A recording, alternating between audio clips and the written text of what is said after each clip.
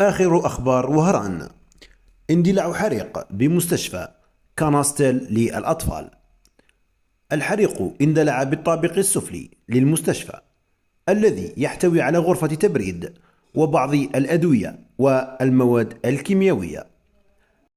تدخل عناصر الحماية المدنية حال دون امتداد النيران لباقي طوابق المستشفى، حيث تم إخماد النيران التي شبت بسبب الانفجار في الصيدلية المركزية للمستشفى، كما تم إجلاء جل المرضى. الحريق تسبب في تسجيل حالات اختناق وسط الأطفال المرضى، كما تم فتح تحقيق للوقوف على ملابسات وحيثيات نشوب هذا الحريق.